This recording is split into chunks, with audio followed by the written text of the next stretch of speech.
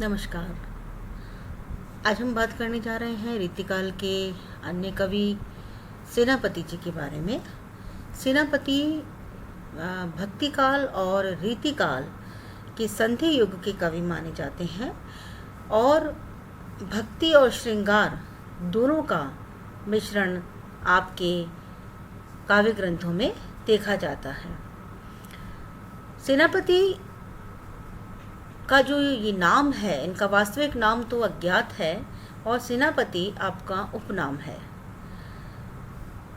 एक इन्हीं के द्वारा लिखित कवित्त रत्नाकर में कुछ पंक्तियां उद्धृत हैं। उसी से इनकी पारिवारिक पृष्ठभूमि के बारे में ये दोहा जो उसमें कवित्त लिखा है इन्होंने, उसके आधार पर इनके पिता और पितामह और गुरु का नाम हमें जानने को मिलता है कि दीक्षित परसराम दादो है विदित नाम, जिन कीने यज्ञ जाकी जग में बड़ाई है। और ये तो इनके दादा का नाम है।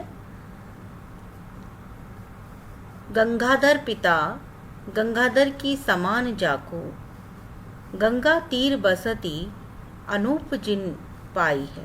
गंगा के तीर अनूप शहर इनका उत्तर प्रदेश बुलंदशहर में इनका जन्म स्थान माना जाता है। पिता का नाम गंगाधर। महा जानी मणि विद्या दान हो, को चिंता मणि हीरा मणि दीक्षित ते पाई पंडिताई। और इनके गुरु का नाम हीरा मणि दीक्षित इसी पद के अनुसार माना जाता है। सेनापति सोई सीतापति के प्रसाद जाकी, सब कवि कान ते सुनत कविताई है। तो इस प्रकार सेनापति भक्ति और रीतिकाल भक्ति और रीति के संधि काल के कवि के रूप में जाने जाते हैं।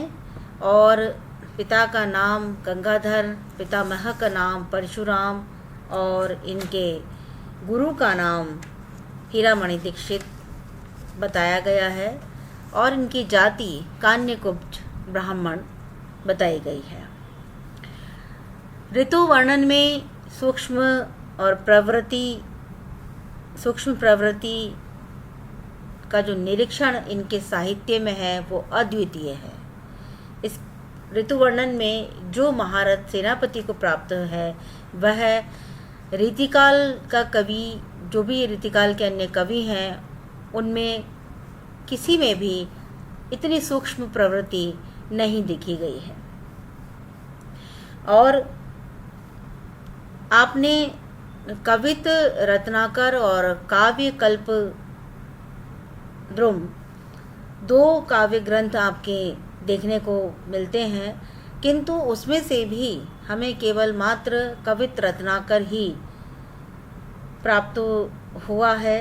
और उसके आधार पर ही इनकी सारी जो षट ऋतु वर्णन है इनका, या कृष्ण और शिव विषयक जो भक्ति के इनके दोहे हैं, पद हैं, और राम के प्रति जो आपका अगाध स्नेह था, राम की जो इनके आराध्य देव हैं उनमें जो इनकी रुचि थी, वो सब कुछ हमें इस कवित्त रत्नाकर के माध्यम से ही देखने को मिलता है। सेनापति जी के जीवन परिचय पर भी हमने अभी चर्चा की थी। उत्तर प्रदेश के बुलंदशहर जिले के अनूप शहर के रहने वाले थे और बाद में अपने अंतिम समय में ये वृंदावन में जाकर के बस गए थे। इनकी आयु के बारे में भी अनुमान लगाया जाता है कि 60 से 70 वर्ष तक इनका जीवन रहा होगा।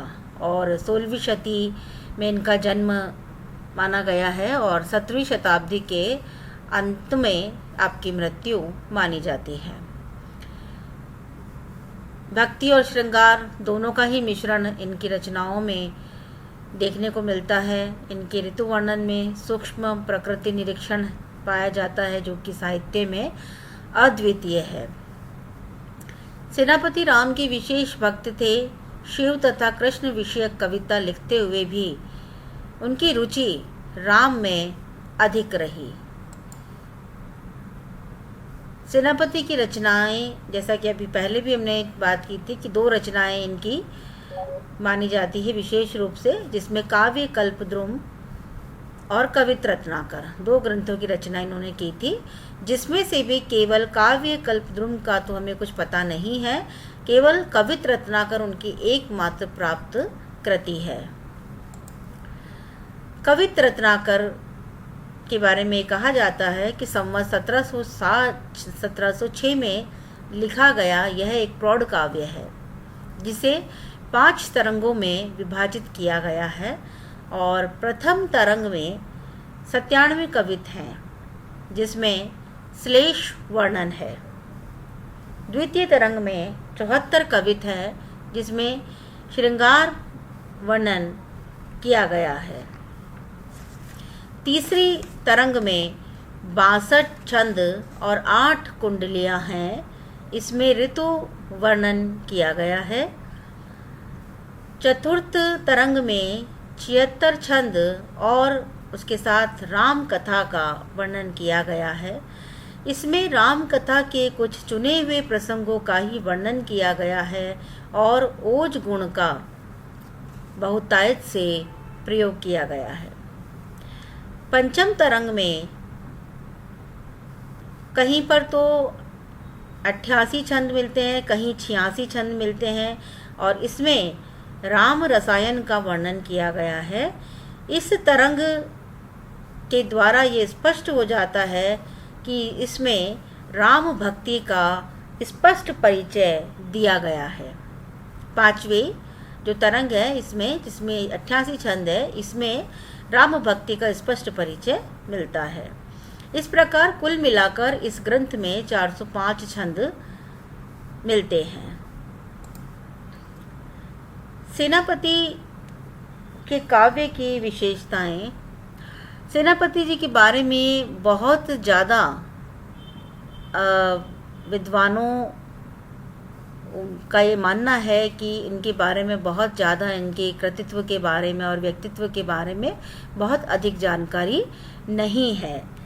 तो सेनापति के काव्य कवित रत्नाकर के आधार पर जो उनकी विशेषताएं हमें देखने को मिलती हैं, उनका ये है कि इनकी भाषा पर इनका पूर्ण अधिकार था।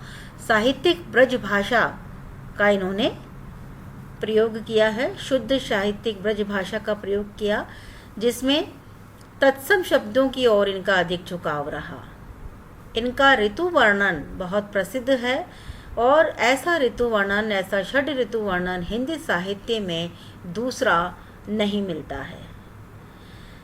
भाषा पर इनका इतना अधिकार है, इन्होंने अपनी रचनाओं में अनुप्रास और श्लेष का बड़ा चमत्कार दिखाया है और मुक्तक काव्यकारों में भी सेनापति जी का अपना स्थान बहुत ही ऊंचा है।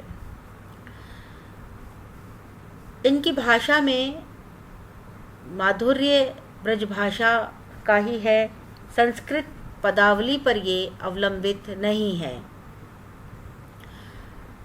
इसके साथ ही सेनापति को श्लेष अलंकार से विशेष लगाव था और विशेष प्रिय था इनको श्लेष अलंकार, जिसके कारण कहीं कहीं पर इनके काव्य में बोझिलता और दुरूहता भी आ गई थी और कविता की गतिशीलता भी बाधित होती है।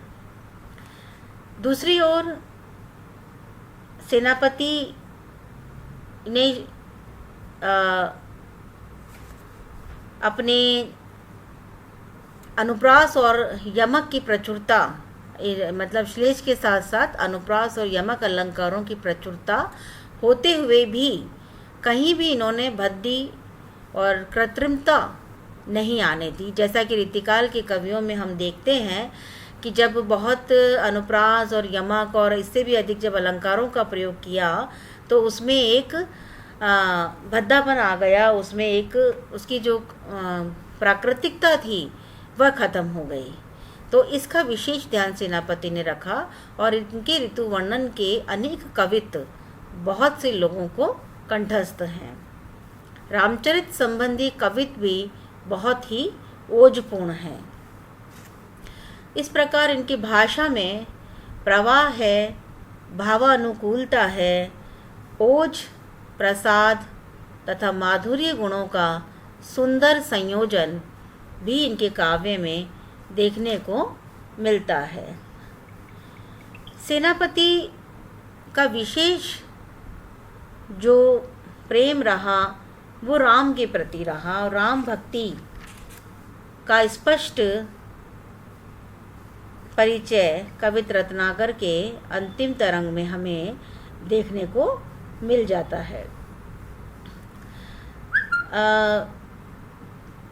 सेनापति ने जो प्रकृति चित्रण किया है, ऋतु वर्णन जो किया है अपना, उस ऋतु वर्णन की भी कुछ विशेषताएं हैं। सेनापति के प्रकृति चित्रण में जब हम देखते हैं तो प्रकृति के आलंबनगत चित्रण को भी इन्होंने बखूबी दिखाया है और उसकी भाषा शैली, अलंकार का प्रयोग और बिंब विधान अत्यंत ही उच्च कोटि के हैं।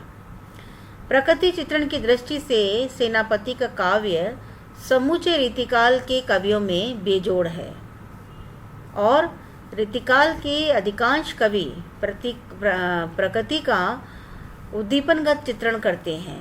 उनके यहाँ प्रकृति में नायक या नायिका के मनोभावों को उद्दीप्त करने के साधन मात्र हैं, किंतु सेनापति का प्रकृति चित्रण इस दृष्टि से विशेष रूप से उल्लेखनीय है कि उनके यहाँ प्रकृति के स्वतंत्र रूप का भी काफ़ी मार्मिक चित्रण किया गया है। इनके यहाँ प्रकृति स्वयं आलंबन है। इसका पर्याप्त प्रसार आगे चलकर हम छायावादी कवियों में भी देखते हैं। तो स्वतंत्र रूप से प्रकृति के स्वरूप का चित्रण आलंबन रूप में इन्होंने बहुत ही सशक्त तरीके से किया था। तत्पश्चात प्रकृति का उद्दीपनगत चित्रण। रीतिकाल के अधिकांश कवियों ने प्रकृति का उद्दीपनगत चित्रण बहुत तायत से किया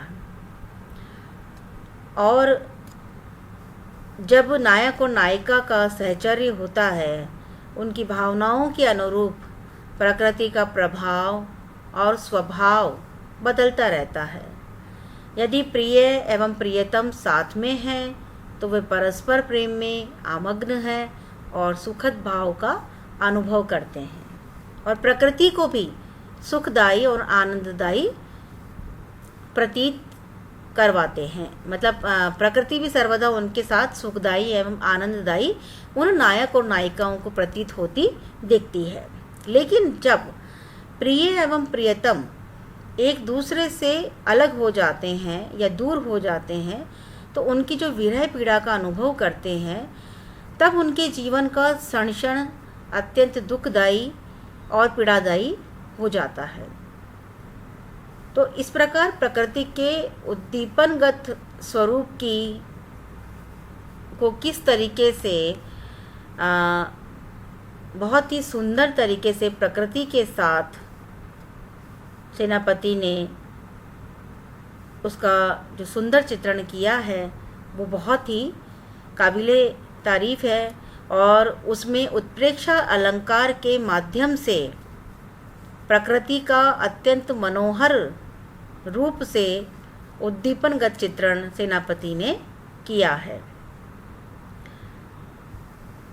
उसके बाद प्रकृति चित्रण में सेनापति ने सामाजिक सरोकार को भी लिया है। वो भी एक महत्वपूर्ण विशेषता है कि सामाजिक सरोकारों के द्वारा भी उन्होंने जैसे कि विभिन्न ऋतुओं में जनजीवन एवं सामंती जीवन के विविध पहलुओं पर भी सेनापति ने ध्यान दिया है। सामाजिक संदर्भों में भी सेनापति ने प्रकृति का सजीव एवं स्वाभाविक चित्रण किया है। इसके बाद अलंकारिक प्रकृति वर्णन। सेनापति के प्रकृति वर्णन का एक विशिष्ट रूप उसका अलंकारिक वर्णन है। रीतिकाल के अन्य प्रमुख कवियों की भांति सेनापति ने भी विविध प्रकार के शब्दालंकारों एवं अर्थालंकारों की योजना की। उन्होंने मुख्य रूप से अपने काव्य में श्लेष, यमक, अनुप्रास, उत्प्रेक्षा, रूपक, अतिशोक्ति, उपमा एवं प्रतीप अलंकारों का सफल प्रयोग किया और उसमें भी श्लेष अलंकार में उन्हें महारत हासिल थी और उसमें भी श्लेष की उन्होंने अभंग और सबंग दोनों प्रकार के श्लेष अलंकारों का उत्कृष्ट प्रयोग किया। ये अलंकार प्रियता उनके चरित्र चित्रण में भी दिखाई पड़ती है। ऐसे स्थलों पर प्रकृति की अपेक्षा उत्कृष्ट अलंकार योजना में विशेष रुचि दिखाई पड़ती है और ऐसे स्थलों पर प्रकृति चित्रण साधन मात्र है, साध्य है अलंकार योजना।